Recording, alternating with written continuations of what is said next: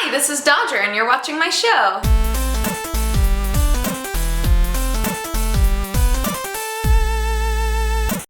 Oh, I wish I was at Gamescom. Not just because of Gamescom, but also because I love Germany. Oddly enough, not all that much interesting information coming from Gamescom this year. But I think part of that is because Xbox One didn't stream their event. So like, there wasn't a flood of Xbox information. There was a mini flood of Sony information, question mark. Also, did you see I put things on my wall like an adult? Now I'm gonna cover them up with my head while I talk about news.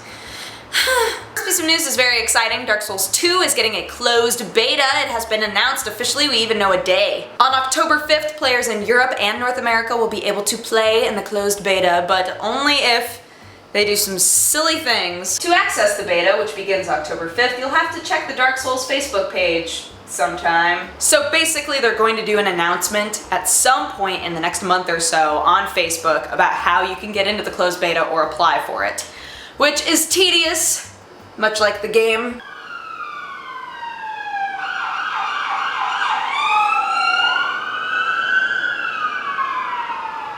Also noticed that all of my friends who are super into Dark Souls 2 already knew about this, like way before I found out.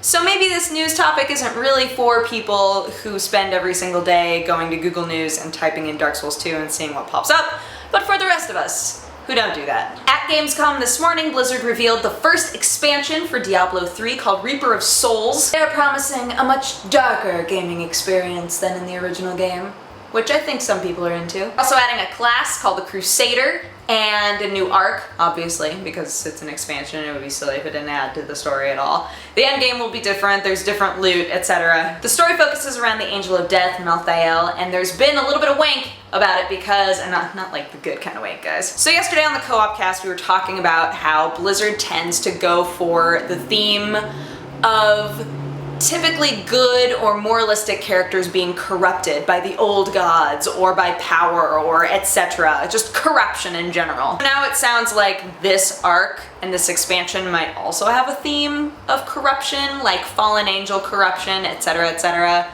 which is boring. Don't get me wrong, I think that Diablo 3 needed this, absolutely, because otherwise it was just gonna go and then just cease to exist.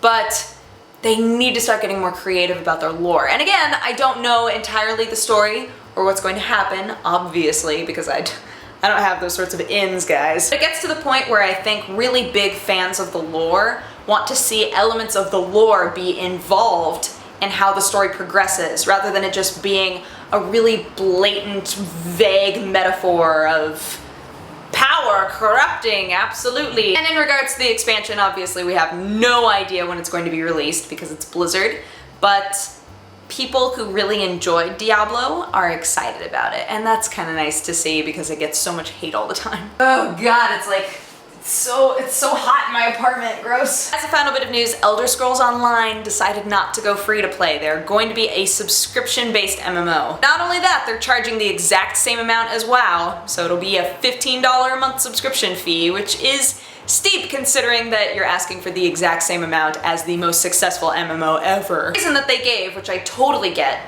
is that without the subscription they wouldn't be able to turn the MMO into exactly what they want. Which is always hard for creative types to be like, I gotta just let it go, it could be better, but I gotta just let it go and let it be its own thing.